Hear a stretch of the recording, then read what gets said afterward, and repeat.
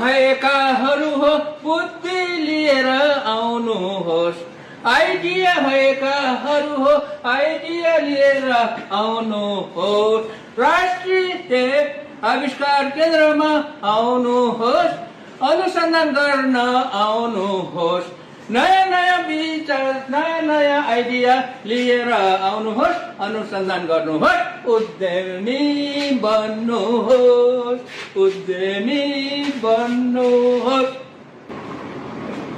दाजुभाइ दिदीबहिनीहरू तपाईँलाई थाहा छ म अहिले राष्ट्रिय आविष्कार केन्द्रमा विराटनगरमा किताब बेच्दै बेच्दै केही काम परेर यहाँ आएको छु र यही अवसरमा राष्ट्रिय आविष्कार केन्द्रमा बसेर तपाईँहरूलाई एउटा भिडियो बनाएर देखाउँ भन्ने इच्छा जाग्यो त्यसैले म यो बनाउँदैछु अब यसको विषय छ नेपाल किन गरिब भयो नेपाल किन गरिब भयो र यसलाई कसरी चाहिँ हामीले धनी बनाउन सकिन्छ भन्ने चाहिँ म एउटा गीत पनि मनमा नै सोचिरहेको छु त्यो गीत पनि म तपाईँहरूलाई सुनाउन गइरहेको छु तर त्योभन्दा अगाडि म नेपाल किन गरिब भयो भन्ने कुरा तपाईँहरूलाई भन्न चाहन्छु नेपाल पैसा नकमाएर गरिब भएको हो किनभने पैसा कमाउनलाई हामीले कुनै चिज बेच्नु पर्ने हुन्छ हामीले कुनै सामान बनाएर बेच्नु पर्ने हुन्छ कुनै चाहिँ सेवा बनाएर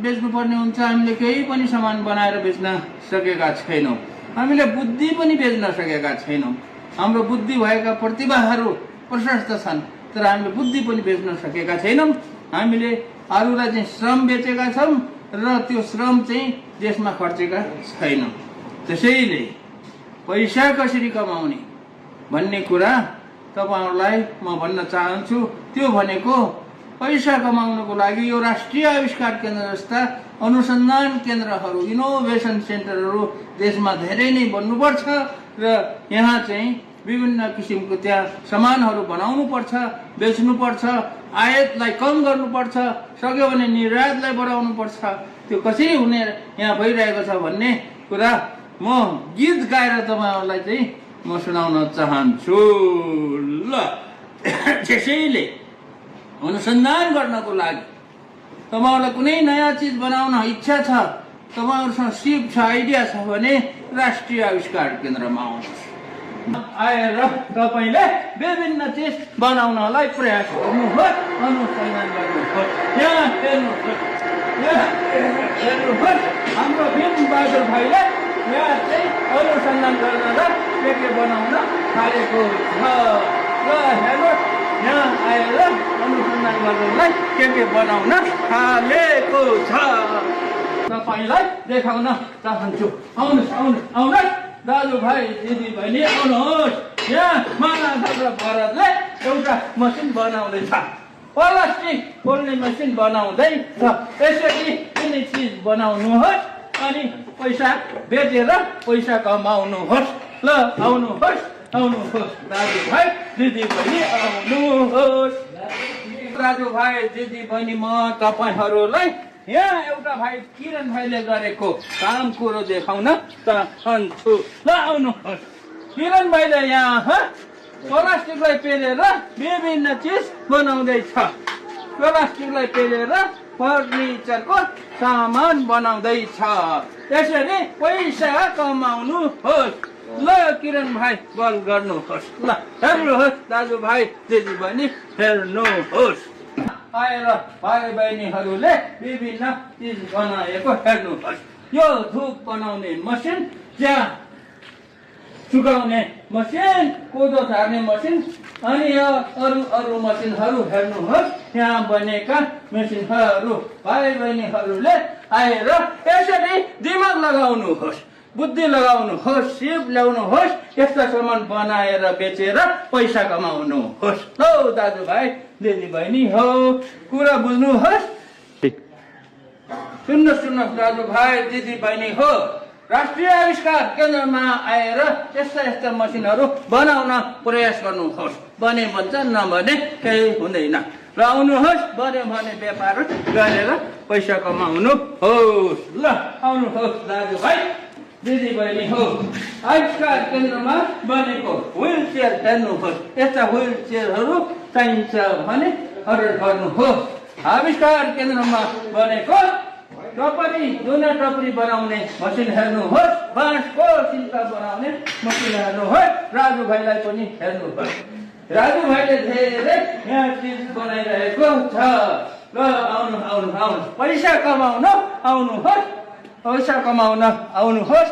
अनुसन्धान गर्नुहोस्। ल ल ल चट चट चट यसो नगरेसम्म हजुर पैसा कमाइँदैन, देश धनी हुँदैन, हामी सम्पन्न हुँदैनौँ। ल ल ल चट चट चट आउनुहोस् दाजुभाइ दिदी बहिनी हो। म तपाईँहरूलाई कोके काजी महावीर पुनको सुत्ने कोठा देखाउँछु। आउनु आउनु आउनुहोस् आउनुहोस् आउनुहोस् आउनुहोस्।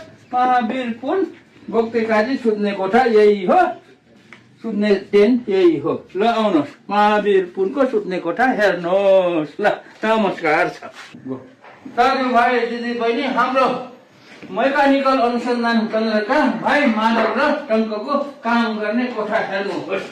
हेर्नुहोस् माधव र टङ्कको काम गर्ने कोठा मेकानिकल इन्जिनियरको काम हेर्नुहोस्। काम गर्ने अनुसन्धान गर्ने भाइ बहिनीहरूले खाने ठाउँ हेर्नुहोस् दाजुभाइ दिदी बहिनी हो।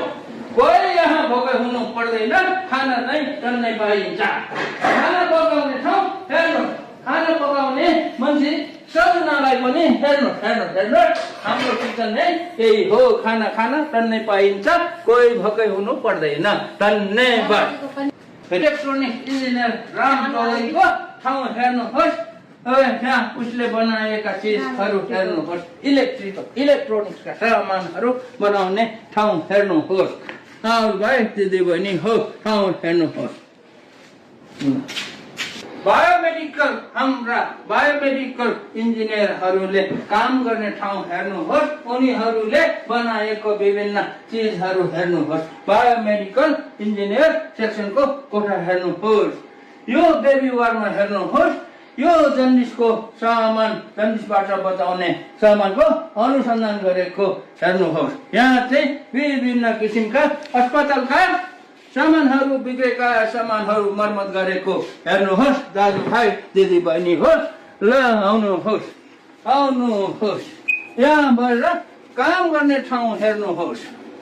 यहाँ बायोमेडिकल शाखाको क्यालिब्रेसन गर्ने ल्याब पनि हेर्नुहोस्। क्यालिब्रेसन गर्ने अस्पतालको सामानहरूको क्यालिब्रेसन गर्ने ल्याब पनि हेर्नुहोस् दाजुभाइ दिदी बहिनी हो।